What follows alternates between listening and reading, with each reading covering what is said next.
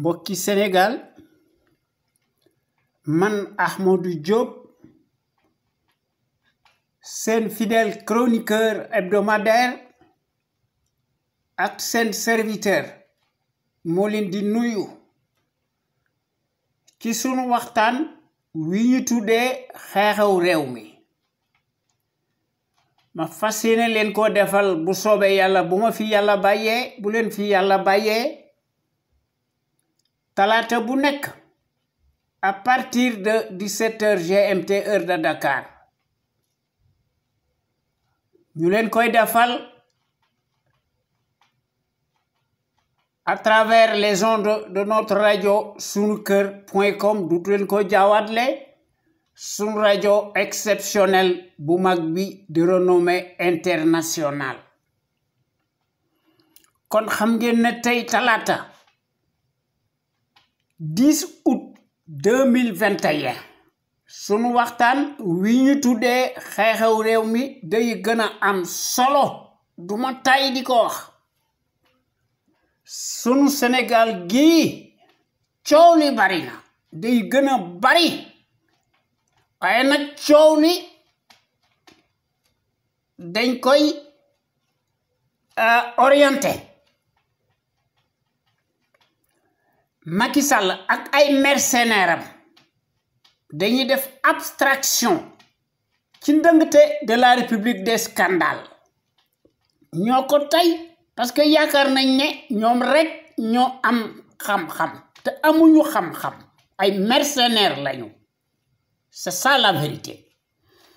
dañuy def diversion totale di cristalliser les idées ak di polariser wu ci Ousmane Sonko et toute l'opposition loolu moo tax suñu réew mi tardé ba doola moo fi nekk muy Macky Sall moom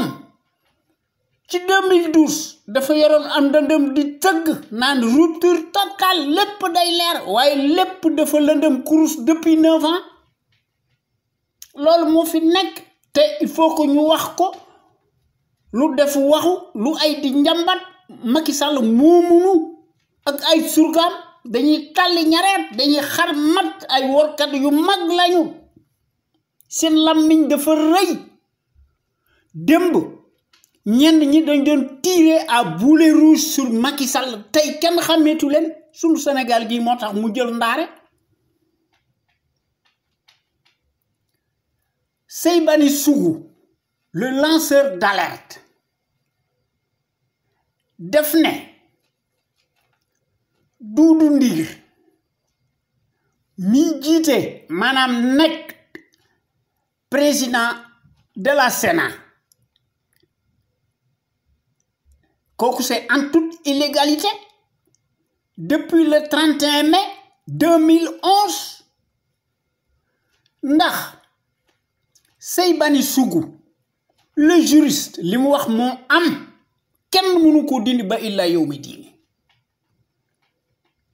dane Doudou Ndir dañ ko nommé juste pour mu achever le mandat de Moustapha Touré bi nga xam ne dafa démissionné woon le 26 novembre 2009 loolu la comme dañoo nekk ci république des hors la loi à commencer par Macky Sall himself en chair et en os waaye ku mel ni Ibrahima Sène le transhumant mercenaire yàq na fi musiba Macky Sall kenn xàmmeetu ko muy l'éternel changeant arrimé dans la loge du variant Macky Sall muy wax ay waxam di bëgg a orienter le débat bëgg a làq Macky Sall le changeant même le variant plus même ñuy wax ci affaire panafricanisme di ko jéem a tuutal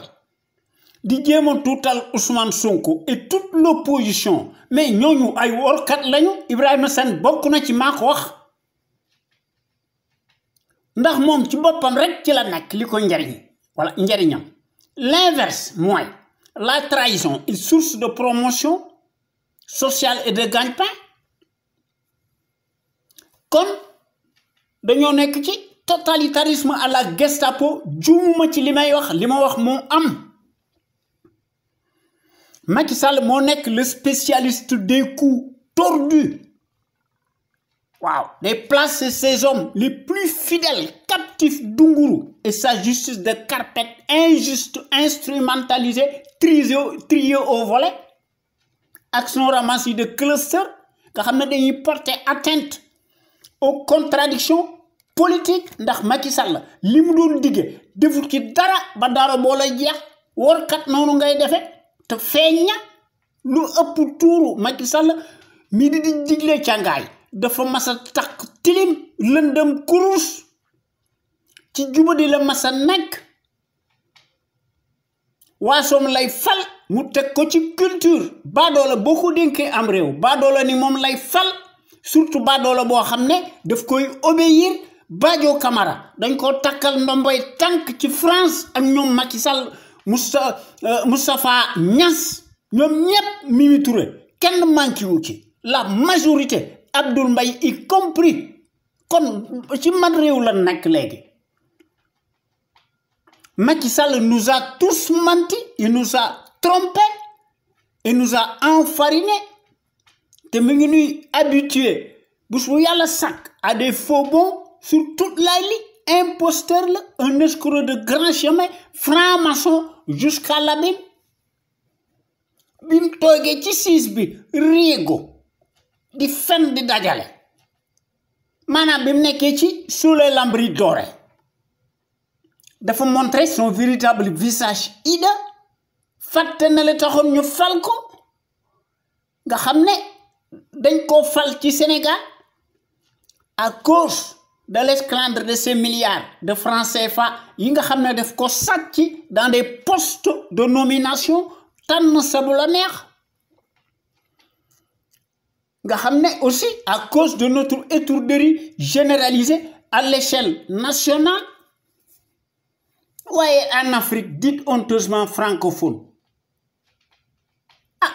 arrimé à la charte de l'impérialisme, c'est une manière aléatoire day ñoom maanaam des satellites pantins nègres de service seen mbir day jàll comme une lettre à la poste. waaye nag dañoo am le vent en poupe. am réew lim góob rek lay mën a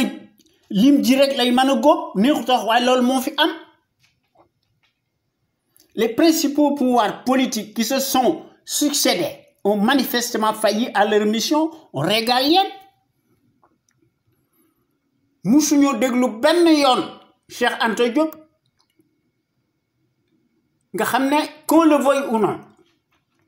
fut incontestablement le visionnaire hors pair,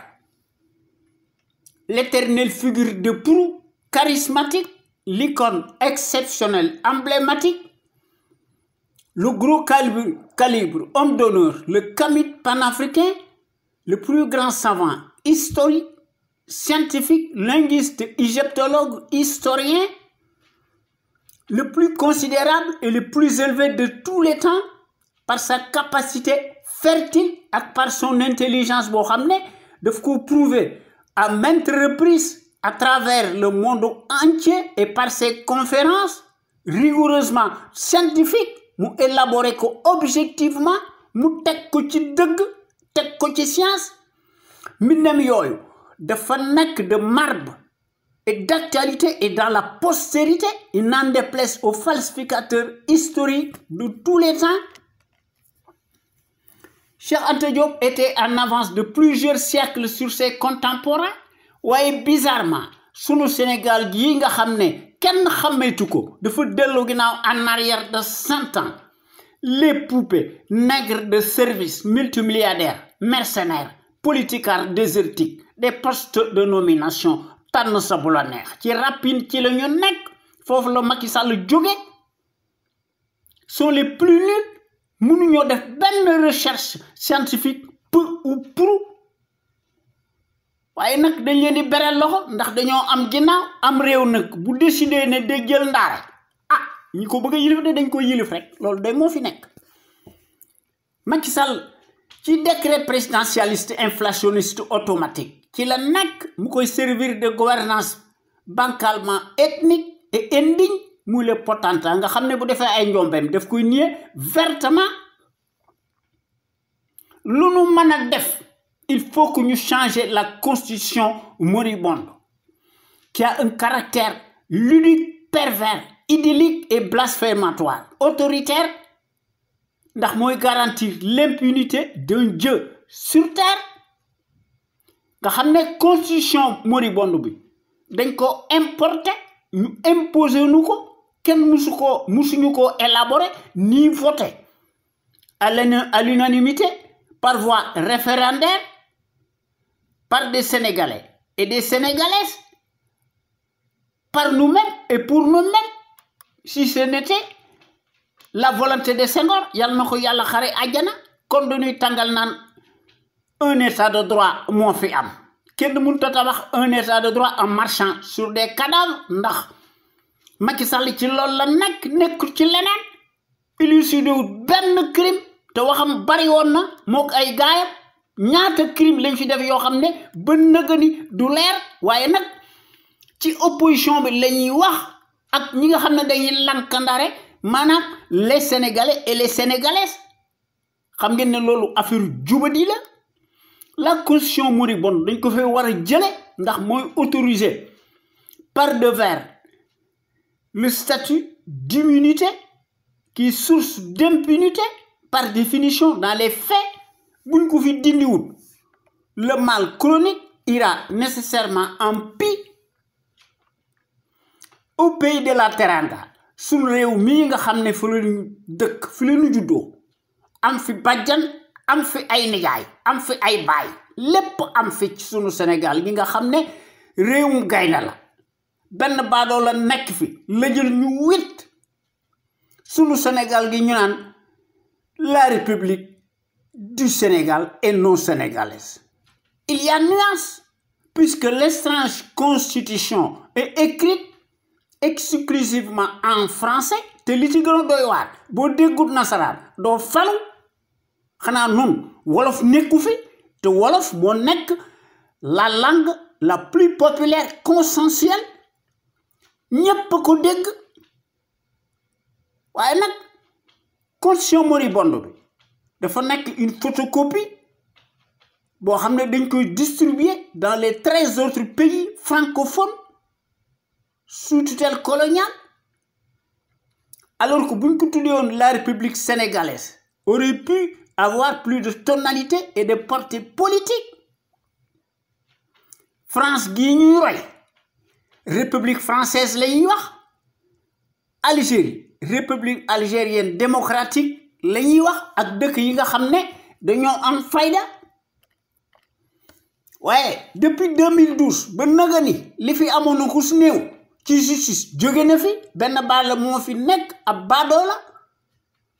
ak ay dagab nga xam ne ñoom ñépp ci loolu lañ nekk une justice bridée politique soumise instrumentalisée baadalo bi teg leen c'est joué à lui ñu nekk à ses attaches waaye nag évidemment su fekkee ne en Afrique les médiocres de référence font l'histoire à la place des bons minoritaires évidemment li fi nekk moo fi nekk depuis 2012 ba nëga ni procès présumé judiciaire interminable cataclysmique surréaliste à sens unique Macky Sall moo nekk ci ginnaaw te moo yées ñépp c'est le pire qui puisse exister au Sénégal sur le plan politique ci forfaiture ci la nekk lépp daf ko teg ci ay soubassement politique muy le caractériel Macky Sall bëggut contradiction waaye nag c'est coupable takrib ñi ngi circuler librement en toute impunité et en toutes circonstances Aliou Sall son frangin le mongolien mi ngi digérer sa proie dans les jours troubles de l'APR ñoom Mbaye Niang ak ñoom Cheikh Omar Anne etc parce que dañoo bari ñenn ñi rek lañuy tam dem kumba am ndey ak kumba amul ndey CREI yi moo fi nekk Macky Sall moo ko réactivé ak dafa am ay addiction ci décret présidentialiste autoritaire boo xam ne bu ñu deful ndànk dana prolongé wu ci sur les locales peu crédible découpage administratif autoritaire tong-tong Dakaru la capitale sénégalaise moo fi nekk CREI moo fi nekk cour de répression de l'enrichissement illicite mu nëy beral loxo gën a laate décret présidentialiste une cour martiale fantoche unique au monde digne de la Stasi nga xam ne dañoo lëndëm course. Cette cour-là est totalement illégale, juridiquement, moralement, cliniquement et politiquement. waaye nag seen mbir day jàll comme une lettre à la poste parce que Macky Sall da leen a teg ses armes de guerre confiscatoires à la démocratie et aux libertés fondamentales de conscience. Le prédateur tonitruant, l'autocrate clinquant, cliniquement clanique de la mécanique des décrets présidentialistes inflationnistes ci loolu la nekk falewut contradiction falewut séparation des pouvoirs il n'en a cure day insulter par-dessus tout et par-devers le suffrage universaliste li ci gënoon doy waar Macky Sall dafa yagari woon ci corona bi mu ne jëkk naa dugal 1000 milliards yooyu anamu xanaa kon mooy li nga xam ne moom la médecin yi di wax ne matériel boobu nga xam ne moom lañ ci jënd corruption la moom la ñuy jaayaat ñoom ci loolu lañ nekk te Macky Sall moo ubbi bal bi lii nga xam ne moo indi les contacts c'est Macky Sall moo ko créé de toutes pièces kon Macky est totalement disqualifié politiquement juridiquement et moralement ndax suñu Sénégal gi nos hôpitaux dañoo mas a nekk des mouroirs à ciel ouvert ki ñu amal affaire dafa nekk un absolutiste Machiavel traître fraudeur dans l'âme nègre de service de toute l'histoire du Sénégal une dictature moo fi nekk boo xam ne Macky Sall moo koy jiite ci fake news ci la nekk je pèse bien mes mots et je sais de quoi je parle ndax xam naa le poids des mots Macky Sall du ma tay di ko wax n'a jamais respecté d'un iota ce à quoi il a été élu le 25 mars 2012 à défaut et par dépit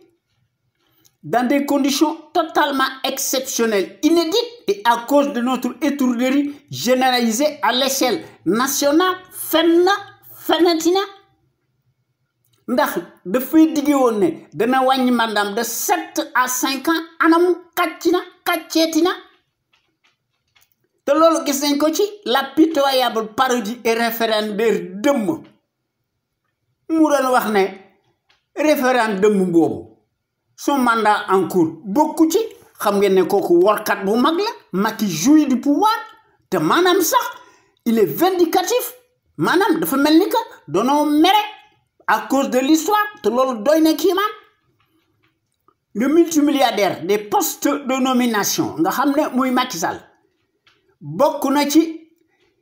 ñi nga xam ne ñoo ëpp xaalis fuuf président de la République des pays développés Afrique nag leneen moo fi nekk seeni gàngoor ak seen waaso rek te dañ leen di jàppale parce que yenn pays les pays développés seen yoon nekkul ci démocratie les États n'ont pas d'amis mais des intérêts les intérêts économiques passent avant ceux des droits humains supposés kon dañu tàngal naan un gouvernement du peuple par le peuple et pour le peuple loolu ay wax la rek di jéem a rafetal kenn waru fee nekk di wax naan un gouvernement du peuple par le peuple et pour le peuple il y a lieu de parler d'un capharnaüm ou d'un amas de cafards et de vers de terre tribaliste baveux ki koy jiite mooy le caïd putschiste clanique clinquant né l'homme des galéjades le personnage curieux de la surcharge pondérale, de l'entonnoir colonial ou le caniche de l'Occident, né de Kobandoum, de la démesure et la débauche, dont l'immoralité n'échappe plus au commun des mortels par sa lâcheté inégalable, bés bu Yàlla sàkk muy dajale sa bande de godillots, Assemblée nationale, ñuy voter des lois iniques, scélérates, ñu koy def la tête baissée di sëgg alors que baadoolo bi dañ ko war a appliquer ipso facto la même loi mu mën a éterniser wu en prison pour le reste de sa vie ñu jox ko des circonstances aggravées mu bénéficier immanquablement d'une peine incompréhensible de plus de 30 ans pour multi crimes financiers, économiques et perte de ses droits civiques supposés. Muy Macky Sall mii nga xam ne pouvoir daf koy jay parce que il est lâche muy emprisonné à tout vent muy utiliser la force publique di ci ëppal di élaguer di zizailler un par un tous ses adversaires politiques alors que Abdoulaye Wade avait toute la latitude mu charcuter ko mu réduire ko au silence kon Abdoulaye Wade lu ñu mën a wax c'est un démocrate par rapport au faquin qui promeut la culture de la trahison muy Macky Sall dañ ko traqué ñu traîner ko dans la boue ñu amené ko à Rebeuss menottes au poignet place Macky Sall mësta nekk au palais ay comme d'habitude yéen waa Sénégal ak sénégalais ak sénégalaises yi nekk ca biir réew ma ak sénégalais ak sénégalaises yi nekk ci bitim réew ñu leen di tuddee les sénégalais de l'extérieur maa ngi leen di nuyooti te di leen sant te di leen gërëm te di leen sargal ci déglu bi ngeen ñu déglu gàcce ngalaama yéen waa Sénégal amu leen morom ñoo ngi jox njukkal aussi à tous nos auditeurs ak suñuy auditrices góor ak jigéen mag ak ndaw fàttewuñu kenn te ñoo ngi remercier aussi nos meilleurs sentinelles ci Sénégal nga xam ne buñ dee def suñu waxtaan ñu tuddee ko l'info autrement ñu koy def altine ak alxames à partir de 16h GMT heure du Sénégal ñu ci def des révisions par des audios très audibles toute la semaine sans répit ndax dañoo gis ne mbir mi dafa nekk une question de fibre patriotique d'abnégation de pédagogie et d'altruisme ñuy mettre en lumière les mystifications du label menteur professionnel profanateur muy Macky Sall nga xam ne biñ ko falee ci 2012 ba nëga ni ndax ci 2019 dafa sàcc ci élection gañewut ci dara ci 2012 la gagné waaw ñu faloon ko dans des circonstances totalement exceptionnelles inédites ñu voté ñu faloon ko à défaut et par dépit parce que Abdoulaye Wade la ñu meree woon waaye nag gis nañu on a vu le pire c'est ça la vérité Macky Sall s'est métamorphosé en changeant comme si rien n'était. Macky Sall est plus dangereux qu'une enzyme. Macky Sall est un accident de l'histoire. Muy le kleptocrate,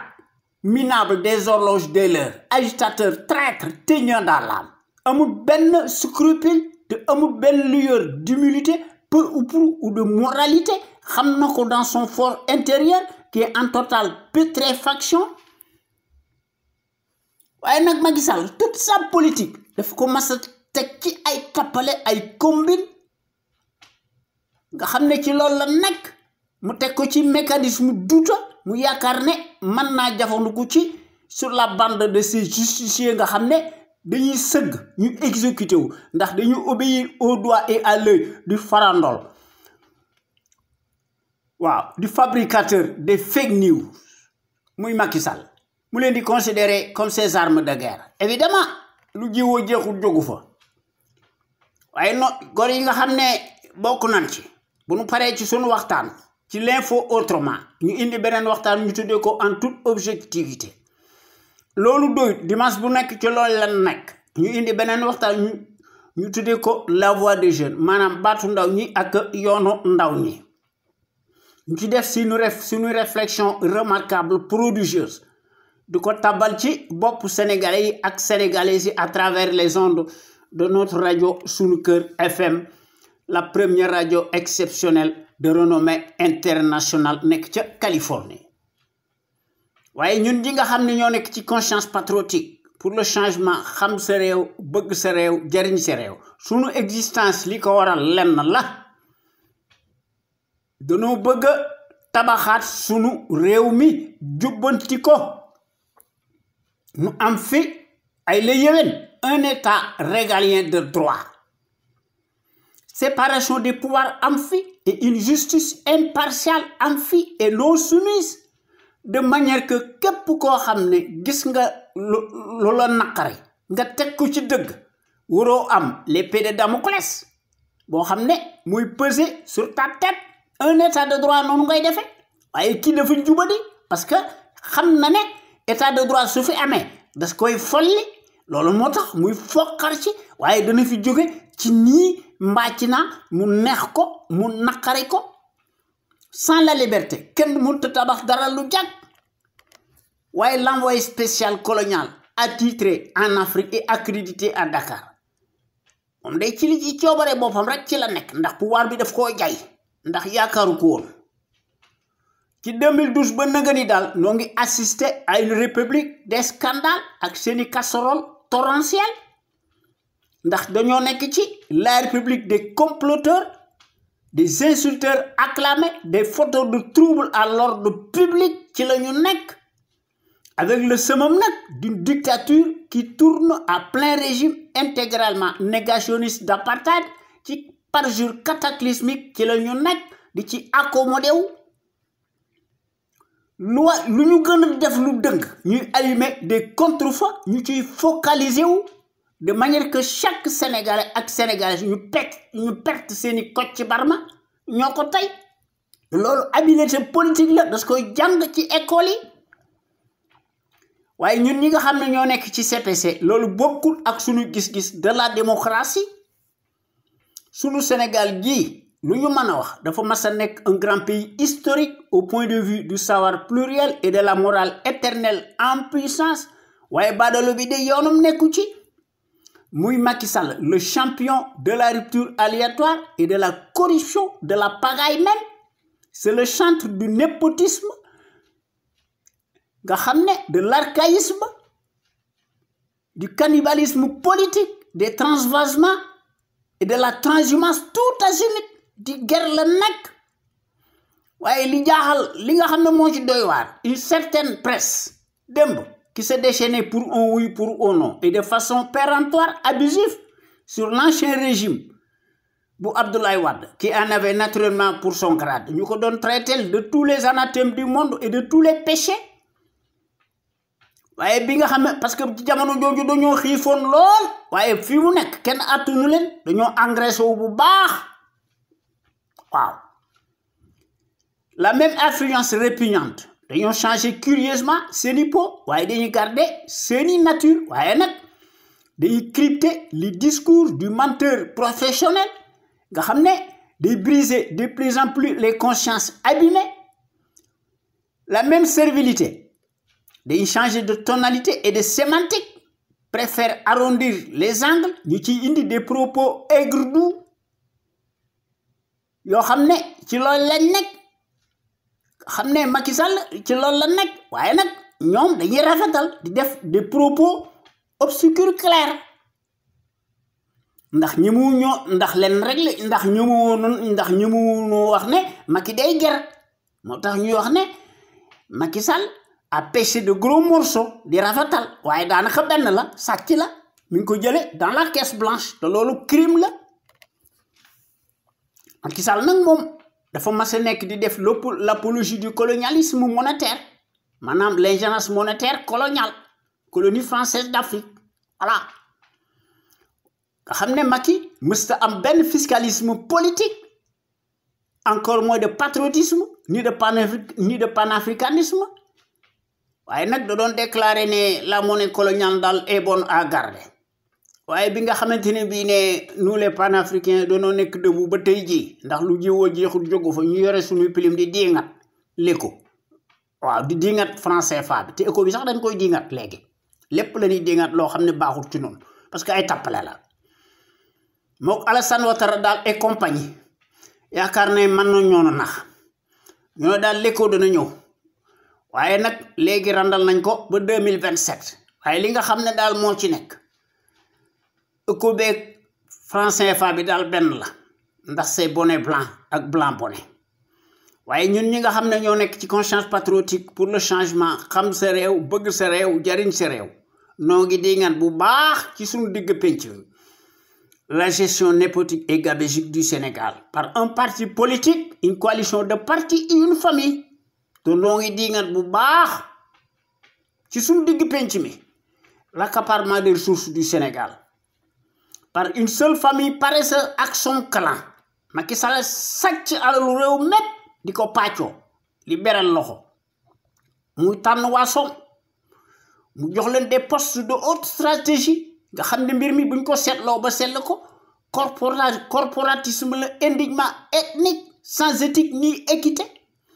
mu takk leen ndomboy tànk yu kowe dans toutes les structures de l'État sénégalais vassalisés jusqu'à la lie comme si les compétences et les expériences des CV bidonnés de ramassis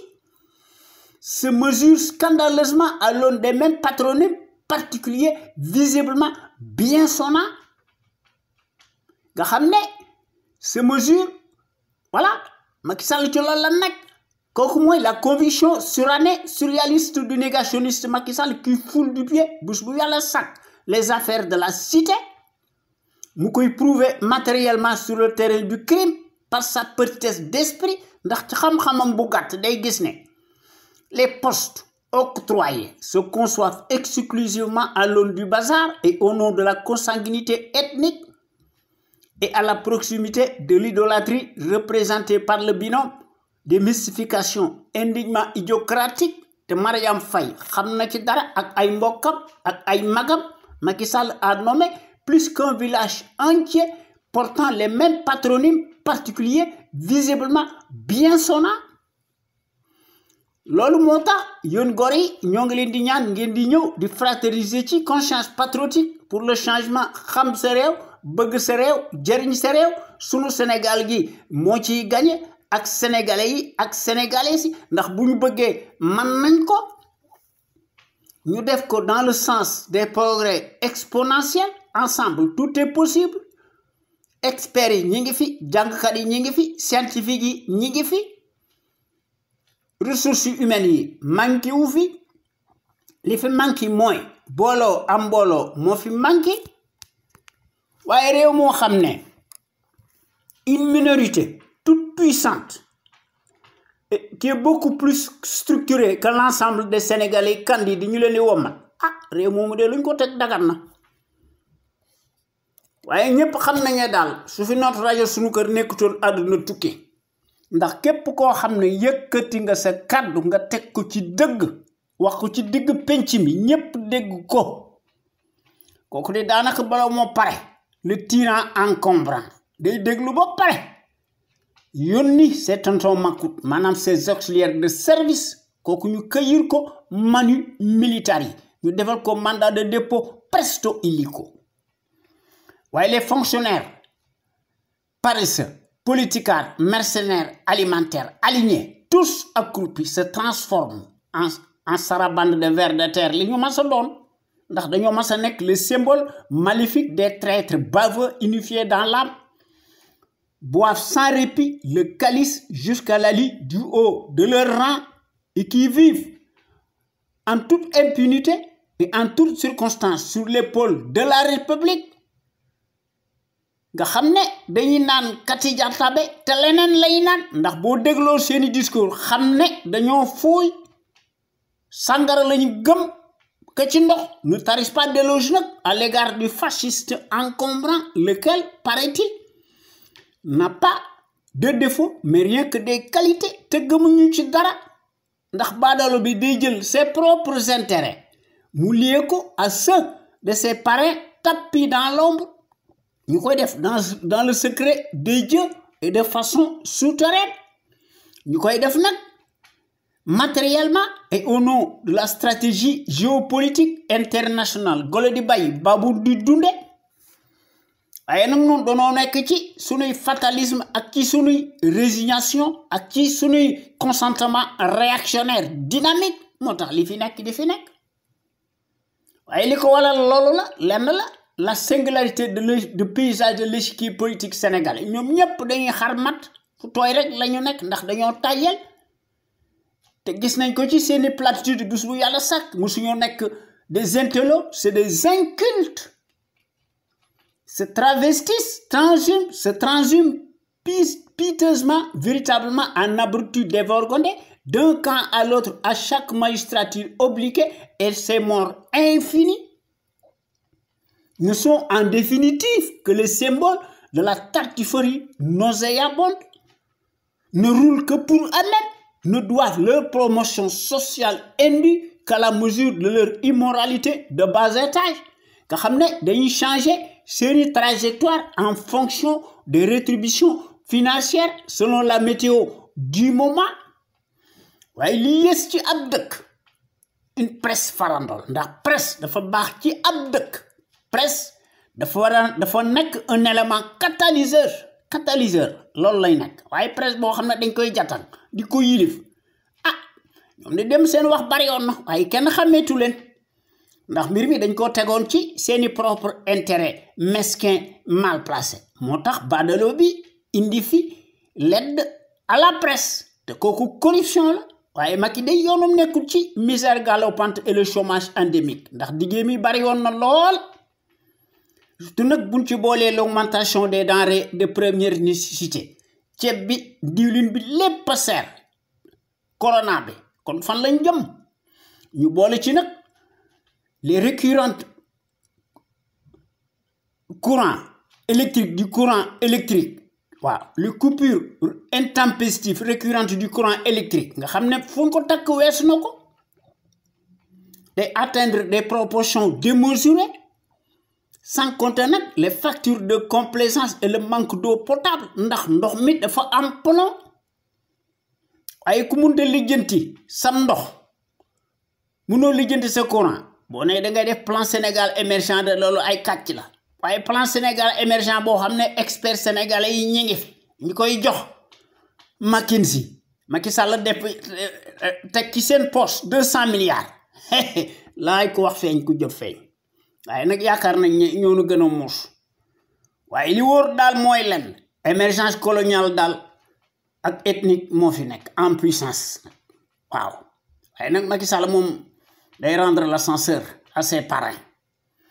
ñu ne daal sunu Sénégal gi dafa am indépendance souveraineté totale tout azimut sunu Sénégal gi moo yilif boppam lu ko neex def loolu day wax la rek li fi nekk kay mooy gendarme colonial daal mooy jàllale la passerelle des télécommunications de l'État sénégalais vassalisé jusqu'à Lali waaye pays yi nga xam ne dañoo am fayda su fa amee des minerais de toutes sortes diamant pétrole et gaz dañ koy foqar ci dara du leen ci fekk waaye képp koo xam ne dangaa yabaate wala yàlla mere la li wóor day mooy lan da nga rëcc loo doon juddoo de te doo am foo ko jooye ndax bis boo violé seeni espace aérien ak terrestre li ci fekk dana la ci fekk te kenn du la wàllu waaw parce que adduna bi doole moo fi am matériel moo fi am loolu mooy différence bi pays développé yi loolu lañ comprendre ñun nag comprendre nguñ loolu ba nëgëni te pourtant jàngkat bi Cheikh Anta Diop wax na ci loolu bari jàng leen science nu lank moo tax it ndaara leen ni jël loolu mooy la dépendance financière de la presse dafa nekk une réelle menace à la démocratie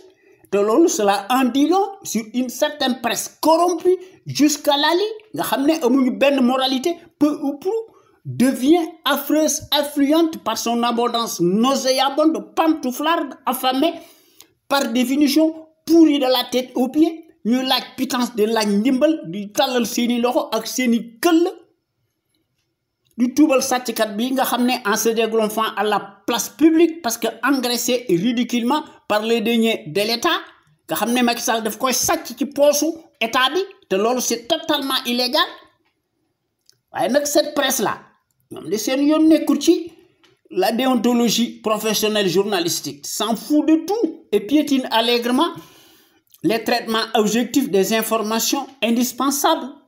se cramponne et se complète dangereusement dans sa bassesse dégoulinante, se contente nag baadolo bi di leen digtal mu yore paakaam mu leen ko defal sous la gorge nga xam ne baadolo yi di exécuter wu lamentablement di tuut di raam mu leen koy digtal ñu koy bind presse bi di ko pàccoo di ci tàqamtiku am ci seen ndimbal parce que dañuy yàlwaan nga xam ne baadoolo bi loolu la bëgg a dégg ndax baadoolo bi daf koy def yaakaar ne mën naa am statut international waaw même ñi nga xam ne ñoo koy tag gëmuñu ci dara seen intérêt dong tax ñu koy def parce que dañ koy def rek du bout de leurs lèvres. Un fonctionnaire sérieux n'est jamais synonyme de patriotisme. Macky Sall mësta nekk kilifa waaye dafa mas a nekk un indigne chef de bande d'un parti politique cliniquement clamé te loolu yàgg na ko wane ci sunu digg dëkk bi muy Macky Sall. Le label du foutoir en chair et en os qui fut peint ba tey ji sous les défroques victimaires de l'heure et ce sous la baguette magique de la référence propagandiste mondialiste de l'arbitraire et de la tyrannie ñuy jokkoog dans le secret des dieux avec la servilité endogène en place waaye baadoolo bi loolu la xam moo tax adduna di koy jaay muy gën a jouer ci piano américano français waaye nag yoonu nekkul ci à nos attentes pressantes sociales urgentes il en a cure il s'en fout de tout ndax il passe tout son temps à restreindre drastiquement et davantage la liberté d'expression te day acheter jusqu'à l'abîme les consciences abîmées présumées notables de l'heure waaye yemul ci loolu day commander du matériel de répression tout azimut à sa clientèle préférée nga xam ne dañuy sant naan Macky Sall yàlla na fi yàgg waaye nous les Sénégalais et les Sénégalaises kenn ñaanu ko yàlla ay les populations sénégalaises astiquées ñu leen di considérer comme un matelas financier ñu leen di cribler d'impôts et de taxes de toutes sortes ñooy fay bor bi te bor bi diis na gann ndax yet wi ñuy duma noo koy jënd te paaka bi ñuy rendi noo koy daas waaye ñun ñi nga xam ne ñoo nekk ci CPG daal dañoo taxaw temm ndax su réew mi yilif boppam ndax la répétition nag est pédagogique ndax hier comme aujourd'hui, depuis 17 ans, notre radio sunuker.com qui est à l'avant-garde et à la pointe du combat juste pour l'émergence du Sénégal, debout et fier de l'être. Son radio bu mag bi mësta nekk ci les chantiers battus ndax son radio bu mag bi day proposer du neuf te day briser les tabous te day bousculer les idées reçues te day innover maanaam day indi yokkute te day populariser la démocratie ndax son radio bu mag bi mësta nekk ci les chantiers ubiesques de l'établissement s'inscrit dans sa trajectoire révolutionnaire qui évolue dans le bon sens des valeurs et des progrès immenses, exponentiels, salutaires et indispensables pour que nous soyons capables d'assurer le destin de notre pays sur des bases voulues en toute logique, en toute indépendance et en toute conscience, qu'on le veuille ou non, et n'en déplaise à la pestilentielle apérisée des turiféraires. Notre média est devenu, comme jamais, un phénomène de société, reste le seul à aborder librement les sujets les plus variés qui sont considérés comme la loi de l'omerta, en particulier la gouvernance politique, ethnique, que les médias de la caste servile du service public, ña fa nekk ñoo fa nekk te loolu gis nañ ko ci la maison présumée de la presse, loolu moo am ci APS, loolu moo am ci RTS la radio télévision Racine Talla Macky Sall loolu moo am ci dans le journal Le Soleil jant bi yaa xam mbay transhumant bu mag la waaye nag day saaga nga xam ne presque médias privés yi ak public yi daanaka tous passent au peigne fin tous arrimés et deviennent de facto des instruments alimentaires politicards soumis aux ordres monopolisé par le pouvoir calamiteux tortionnaire usurier dañuy xam noppi di sëgg parce que amuñu patriotisme civisme moom daanaka kenn du ko wax waaye su rajo moom ak bi mooy mottali seeni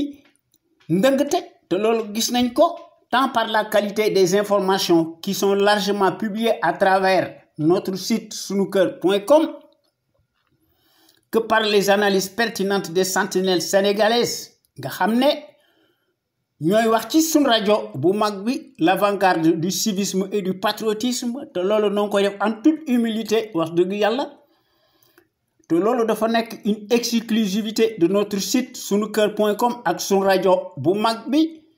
vous ne trouvez nulle part ailleurs de telles informations capitales utiles les plus importantes si diverses et variées par la qualité éminemment prouvée surtout nag celles qui relèvent incontestablement de la géopolitique qui contraste parfaitement avec la platitude manifeste de la servilité endogène en place. Nga xamné la caste servile dañ fait nek di jéem daganal le bilan de plus en plus chaotique du négationniste ethnique révisionniste et dont l'immoralité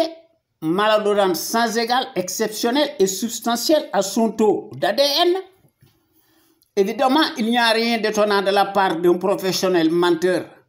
profanateur en la matière, qui ment plus qu'il ne respire. Sunu Sénégal gi du génn ci lonk bi ci mbënd mi ak ci tiis wi et du guépé infernal nga xam ne baadoolo bi moo nu ko teg depuis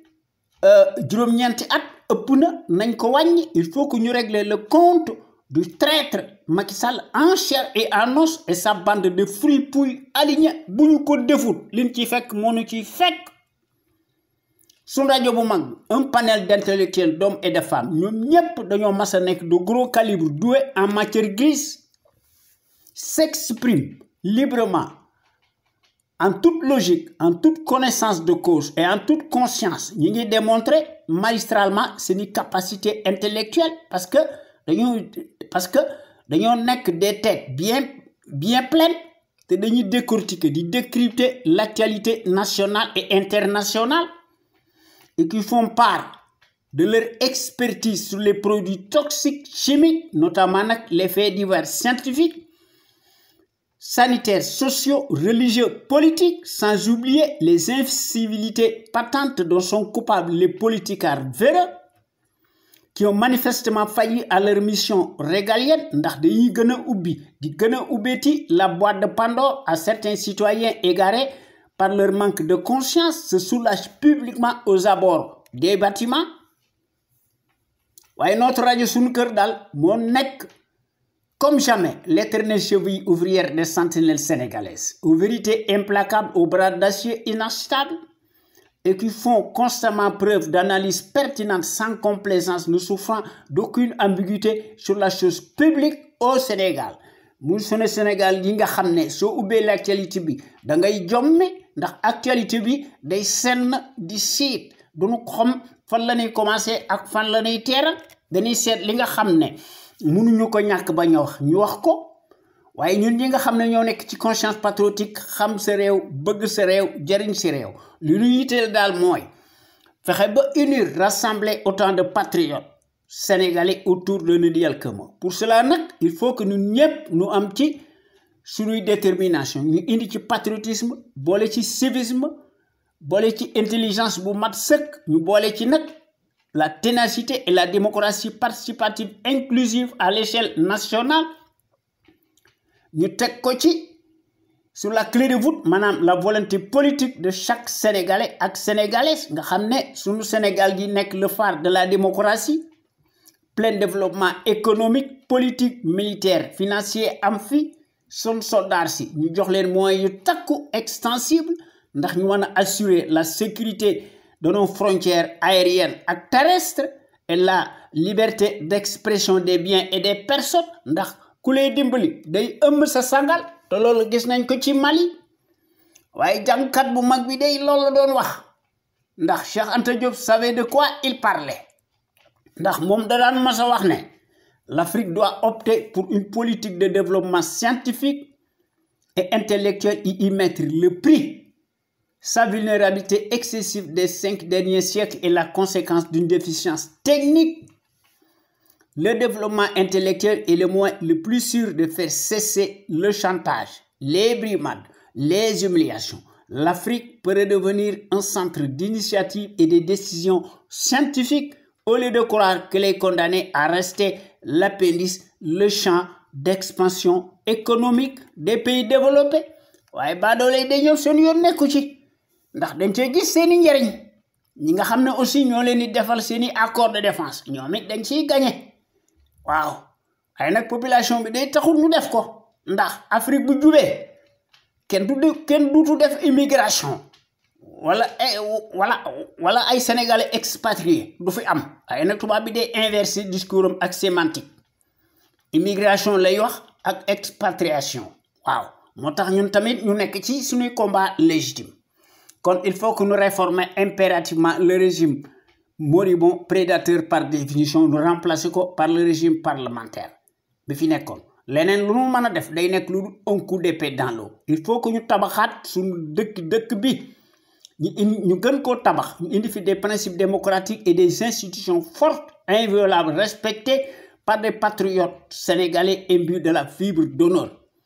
te loolu dafa nekk liggéey bu rëy boo xam ne wax dëgg yàlla mënta ñàkk suñ fi bëggee am une véritable gouvernance politique, économique, saine, transparente, financière, attentive, et ce, sur la base de nos intérêts nationaux, vitaux et légitimes, incessibles de la nation sénégalaise. Pour toutes ces raisons, il faut que nous tekki sunu bop réew mi de véritables sentinelles sénégalaises charismatiques, de manière qu'elles soient en mesure de créer une impulsion dynamique pérenne. Cela étant dit, il faut que nous créions, d'utiliser, de cultiver le patriotisme, la démocratie, la justice sociale, la justice tout court, l'éthique, l'équité, l'unité nationale en fi, sécurité en fi, te lu ci manki dara du xew. Waye ñun ñi nga xamné ñoo nekk ci CPC dal ndox lu bayyi yoonam. Il faut que nous rehaussions l'étendard de nos valeurs. Pour cela, nous devons nous inspirer et puiser dans le trésor inestimable de nos valeurs hommes d'honneur yoo xam ne ay suufi yu mag lañu ñoo tëdd ci sunu digg dëkk bi dinañoo màndu ñu jàngale seen xam-xam ci sunu université yi ci sunu collège yi ci sunu daara yi ak ci sunu école primaire yi bu ñu fàtte aussi sunu jàmbaar ju mag ji muy Lat Dior Ngoné Latyr Diop, l'homme de la résistance armée, notre héros national qui combattit farouchement l'armada coloniale pendant 24 ans, malgré la supériorité numérique et matérielle, a versé son sang et marqué d'une empreinte digitale sa vie, a livré des combats acharnés sans merci, combats yu metti face à l'armada du colonialisme repoussant.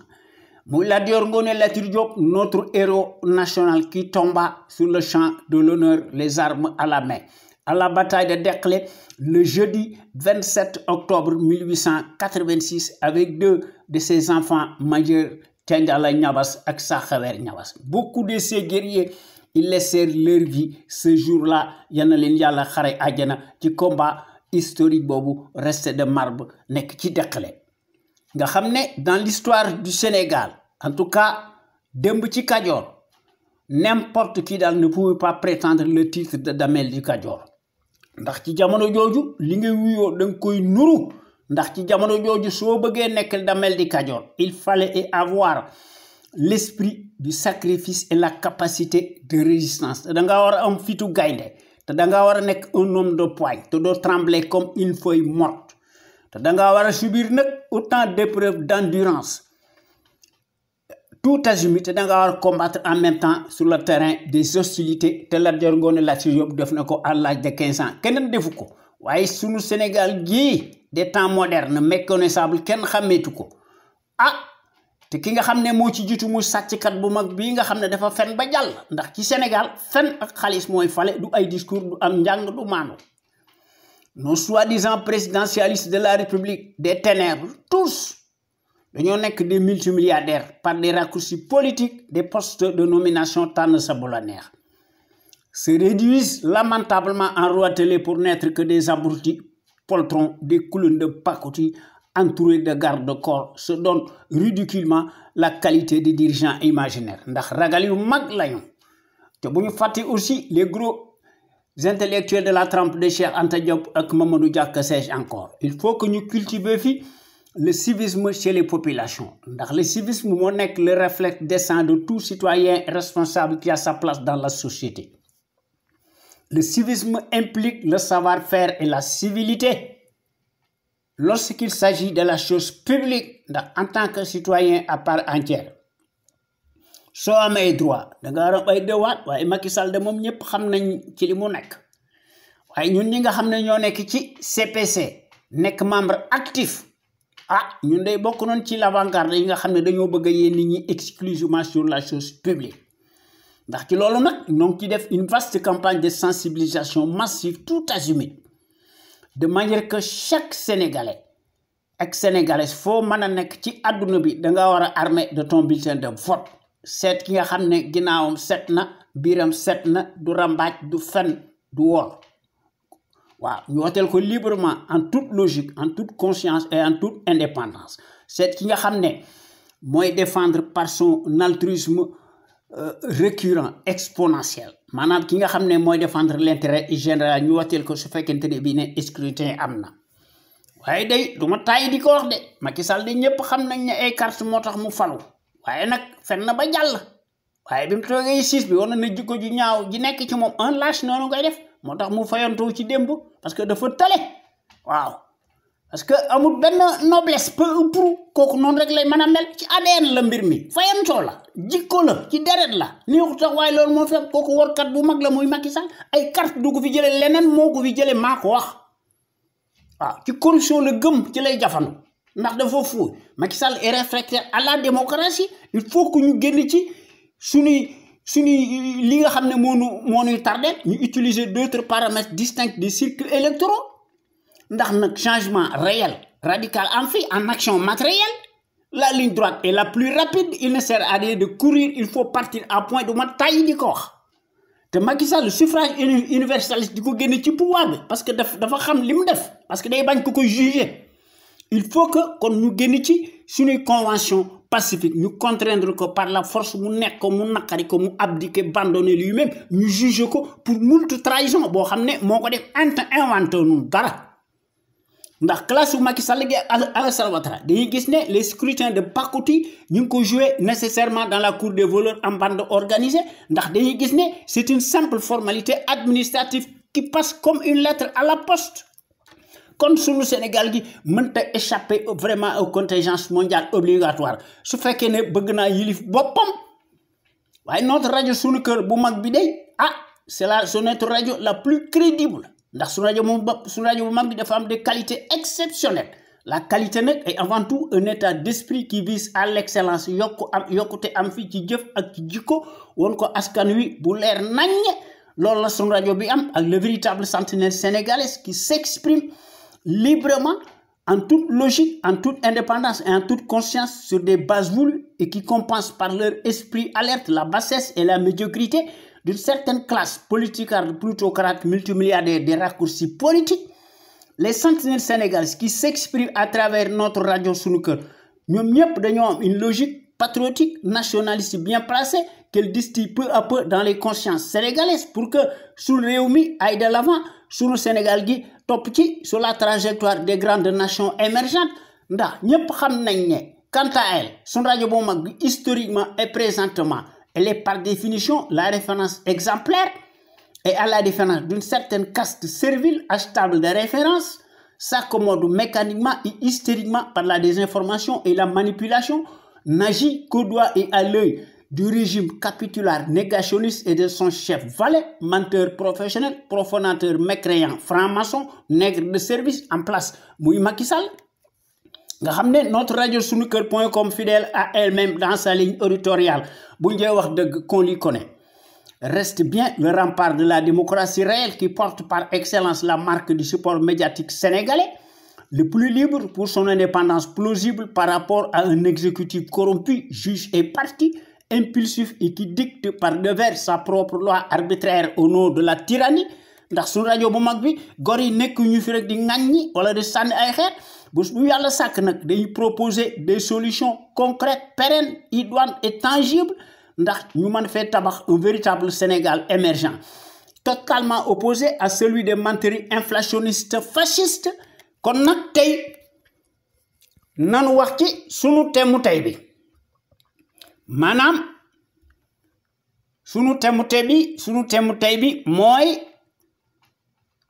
l'issue des municipales de pacotille du 23 janvier 2022 est-elle déjà jouée avant l'heure ndax danañ ko seet ba xam parce que am nañ ci jàngat am nañ ci suñuy expertise waaw danañ ci wax li nga xam ne moom lañ ci xalaat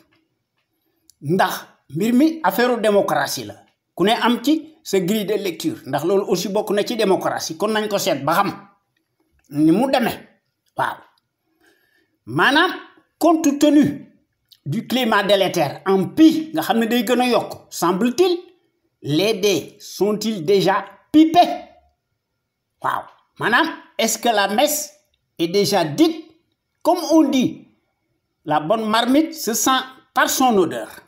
Wolof Njaay de wax na ko ndax Wolof Njaay nee na cin bu naree neex bu baxee xeeñ. Maanaam le changement débutera au soir du 23 janvier 2022. Toutefois nag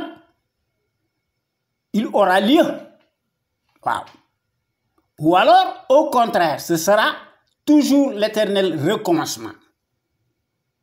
Ndax ñun on commence bien. Ouais, on finit mal le boulot parce qu'on s'arrête à mi-chemin. Loolu moo tax l'éternel recommencement di fi am. Bu leen taal réew mi fii waaw bàyyi leen seen discours yi wax leen lu rafet ay tubaab bi de ñoom ci la lañ nekk képp koo xam ne nekk nga traître ci seen dëkk historiquement def nañ lañ lay def moo tax ñu nekk ci kanam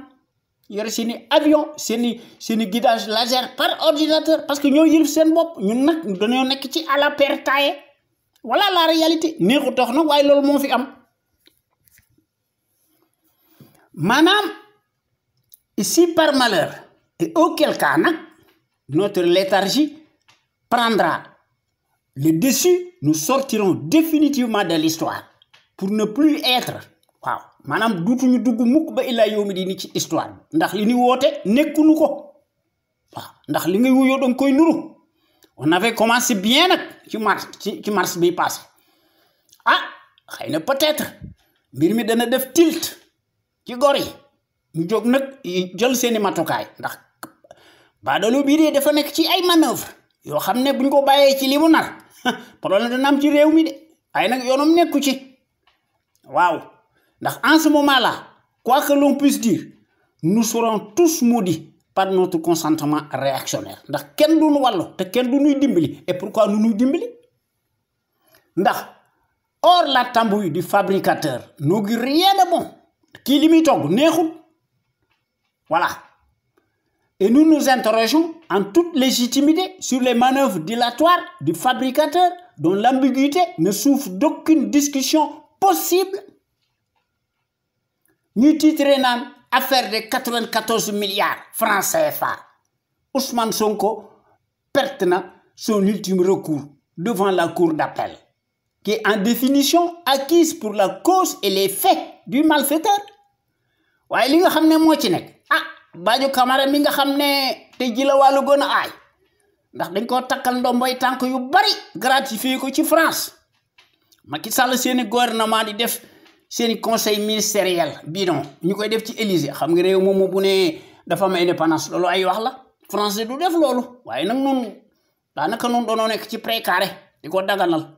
waaye ndax lu jiwoo jeexul jógu fa ndax doonoo tële nag neexu tax nag waaye loolu moo fi am waaye Badio Camara daal la marionnette benni oui n'est jamais loin reprend plus que jamais du service waaw s'agit-il donc d'une énième peine de mort politique mu ci Ousmane Sonko il y aura des contentieux post-électoraux waaye du jariñ dara ce n'est pas à exclure ndax les tyrans dañoo am ginnaaw n'organisent jamais des cirques électoraux pour les perdre c'est un non-sens pour eux kooku c'est la règle sacro-sainte de la tyrannie à l'échelle planétaire africaine francophone pour l'instant il ne sert à rien de porter des recours car toutes les institutions factices sont toutes sous le contrôle du planificateur muy Macky Sall kon face à l'impunité et à la brutalité abscons du larron qui n'ont que trop duré seul le rapport de force prime surtout pour venir à bout d'un régime autoritaire, ethnique, négationniste, pour en finir avec le mal absolu qui nous pourrit la vie. Muy Macky Sall ak Gangoro ndax d'un côté les panafricains tous debout font bloc et cause commune tandis que de l'autre côté le laboratoire des traîtres et des canailles mercenaires alliés par leur ratonnade séquentielle esquivent les vrais débats et les contradictions politiques indispensables par médias interposés parce que mënuñoo jàng ndax dañ leen di envoyer dans la corde waaye préfèrent bassement s'accommoder de leurs basses œuvres et ce par la mécanique des incantations stériles et des invectives cataclysmiques auxquelles elles sont confinées pour exister virtuellement et croire défendre un bilan de plus en plus chaotique de l'affabulateur Mouy Macky Sall et ses inerties à l'appel incommensurables, exponentielles. Pourquoi compenser son incurie manifeste pathologique qui leur colle à la peau? Les cancres de la République deviennent plus loquaces puisqu'ils sont menacés demain et dans les tribunaux libres. Pour cela, ils sont envoyés au charbon. Ndax baadoolo bi da leen di wax na leen su ngeen bëggee garder seeni privilège ak seeni passe-droit indu am ngeen obligation de faire du bruit assourdissant ndax ngeen di mën a arrondir les angles et centrer les coins et dans l'optique de défendre nag seeni beefsteak moo tax ñuy monter piteusement au créneau par des légèretés cousues de fil blanc te ki ci jiitu muy Ibrahima Sène, le valet du palais, et de cela, pour les besoins du service, les faquins en bande organisée, la trahison est source de gagne-pain et de promotion sociale rapide. Les municipales du 23 janvier 2022, maintenant, c'est le camp des panafricains contre celui des fripouilles irrécupérables. Te bindoon naa ci Mamadou Ibra Kane un article m'a intitulé un piètre bouffon ethnocentrique du palais dézingue avec mépris affiché Guy Marius Sagna, le résistant patriote, activiste et militant des droits de l'homme par Ahmadou Diop. Me publié le 13 mars 2020. Maintenant, c'est au tour d'Ibrahima Sène, l'autre chambellan, de sortir ses échappées torrides et ses lamentables discours à l'emporte-pièce du haut de sa carence et par son nombrilisme dégoûtant, profère des conjectures et des attaques dignes de lui à l'encontre du leader Pastef et ce, d'amuser la galerie et plairer à son mentor, du moment corrupteur et voleur dans l'âme jusqu'à l'abîme. Ndax article boobu ma bindoon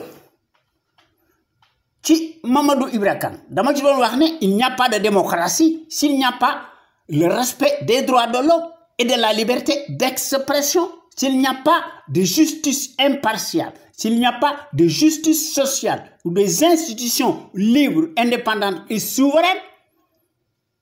Chez nous au Sénégal, toutes ces notions idylliques écrites de marbre dans la conscience n'ont qu'une existence virtuelle tendant à tromper durablement le peuple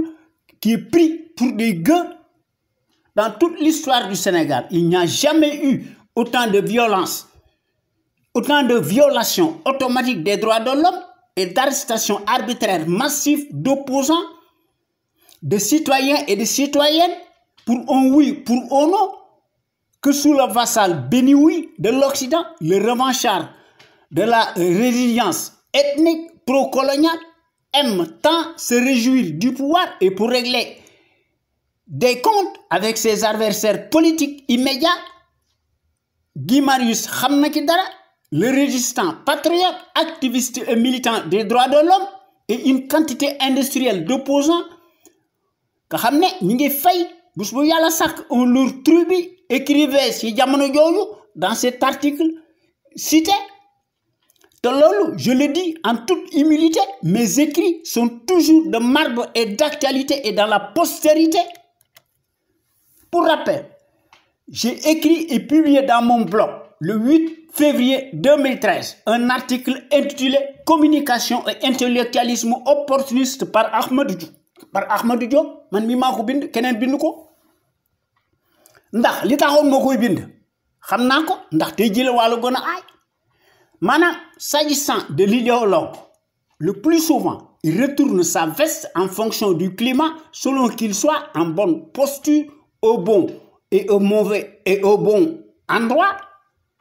Dans nos sociétés abattardies, politiquement, hier, le pourfendeur incurable sans merci se métamorphose en caméléon, en griot assermenté, du maître momentané du palais. ku falu rek ñu tàgg la waaye dañ lay jéem a dingat waaye daañu feeñ ndax dañu ñëw ci këll yi voilà te kooku c'est un opportuniste qui vend sa plume au plus offrant. Il confond sciemment opportunisme et intellectualisme du benn. C'est un génie de la contrefaçon, contre-productif, un pressoir impénitent, haïssant au gré du vent selon ses propres pulsions névrotiques. Oui, mais qui sont donc ces professeurs émérites, docteurs, ès-lettres dans l'art de dithyrambe et qui mutent constamment comme des serpents, c'est des incultes. Dans notre pays, il y en a à l'appel. Un intellectuel n'est pas un ramassis de connaissances mécaniques, arbitraires, abstraites, au service de la politique, au service du politique, mais plutôt une personne dont l'activité repose sur l'exercice de l'intelligence qui s'engage dans la sphère publique pour faire part de ses analyses, de ses points de vue sur les sujets les plus variés ou défendre des valeurs et qui dispose d'une forme d'autorité par rapport à son intime conviction et parfois au péril de sa vie, comme intellectuel. Voyez, y aura-t-il vraiment des municipales équitables, libres, démocratiques, transparentes et apaisées au Sénégal le 23 janvier 2022? Question Boboulaye posée. Tout dépend du rapport de force des citoyens et des partis politiques en présence contre l'envers du décor, ou le repère de la caste des vermines et des rats de terre, et dont la plupart d'entre eux ont mangé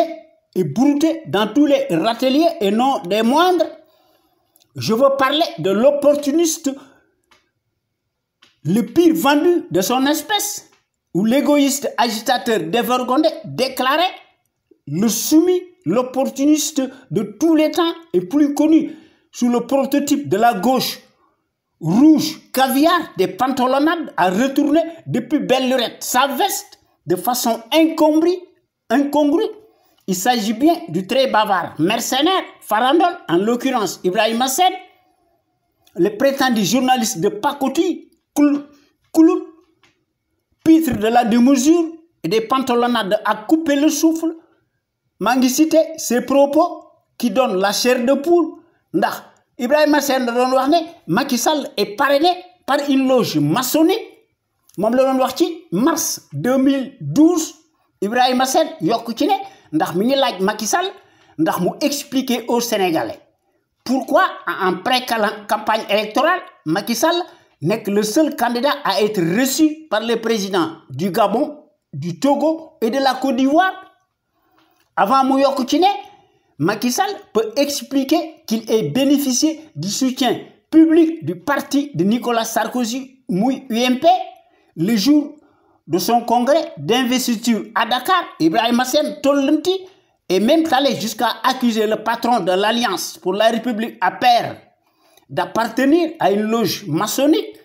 et d'avoir signé le pacte de cette secte sous l'égide de feu Omar Bongo. L'homme ne s'est pas arrêté là. Il met des couches épaisses. Il a également allégué que Macky Sall a acheté une station de radio à 200 millions, une maison à 1 milliard,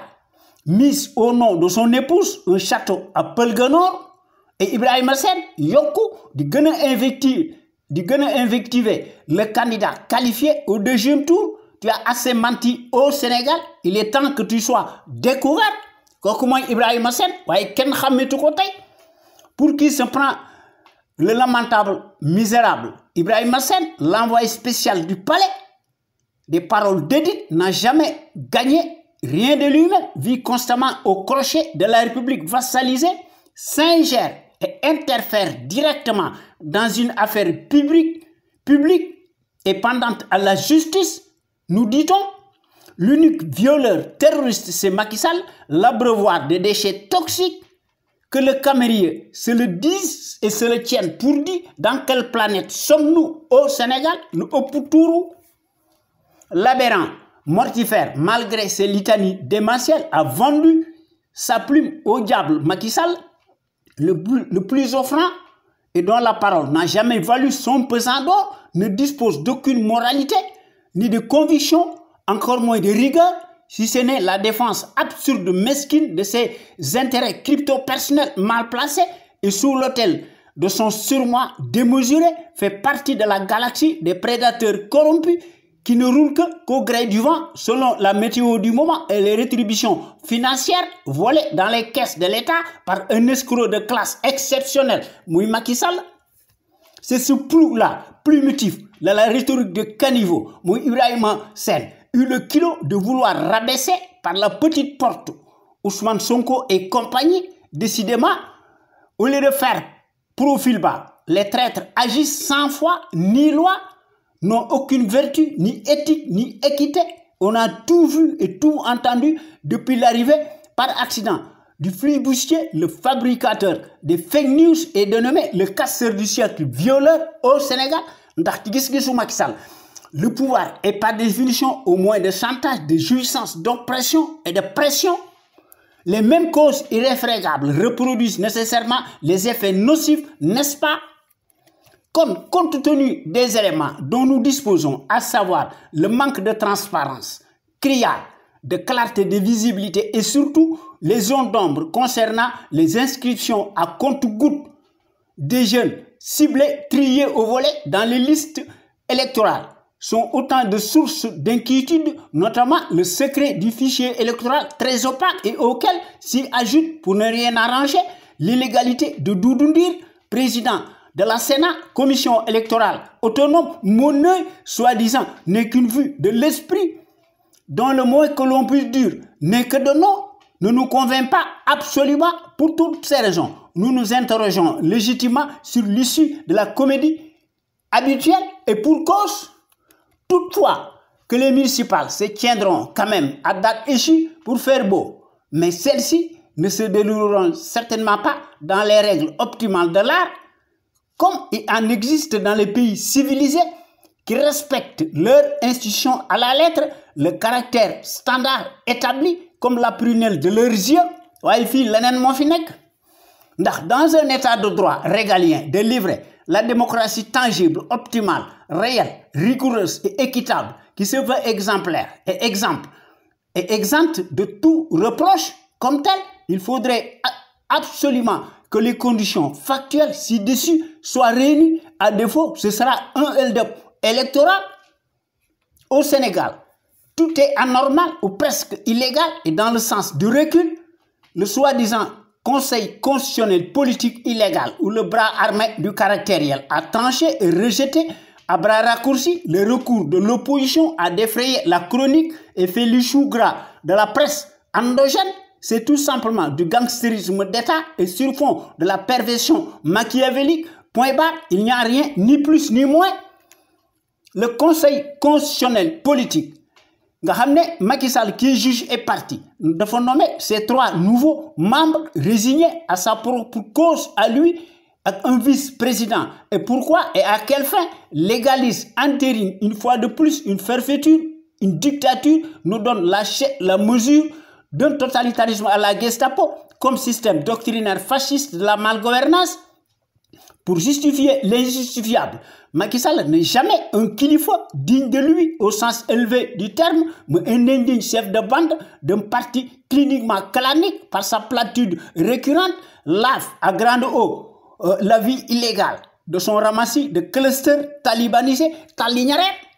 La Sénat, commission électorale nationale, dafa nekk une structure permanente dotée de la personnalité juridique et de l'autonomie financière qui contrôle et supervise l'ensemble des séparations, des opérations électorales et référendaires. Mon œil, la Sénat a été créée par la loi 2005-07 de mai 2005. Elle est chargée de veiller en particulier à la bonne organisation matérielle des opérations électorales et apporte les correctifs nécessaires à tout dysfonctionnement constaté et elle fait respecter la loi électorale de manière à assurer la régularité, la transparence, la sincérité des scrutins en garantissant aux électeurs ainsi que candidats en présence le libre exercice de leurs droits. Or, Seybani Sougou est certes courtois dans son analyse de haute facture, mais ne mâche pas ses mots et interpelle directement et sans embâche Doudou Ndir. l'autre illégalité totale. En vérité, par son habileté, l'auteur doit dénoncer, entre autres, doit mettre à nu, entre les lignes, les forfaitures abyssales de la République, des faussaires et des scandales à propension. On ne peut pas être plus clair. C'est un article de gros calibre, bien argumenté juridiquement et sur le plan de la syntaxe et de la rigueur, et à lire absolument du début jusqu'à la fin, par son caractère éminemment pédagogique, inédit, que par la sonalité médiatique du poids des mots et les termes remarquablement choisis à juste titre nous renseignent éloquemment sur la qualité d'un intellectuel lanceur d'alerte. C'est de quoi il parle et pour cause. La nomination d'un nouveau président de la Sénat est impératif. Le président de la Sénat est hors la loi.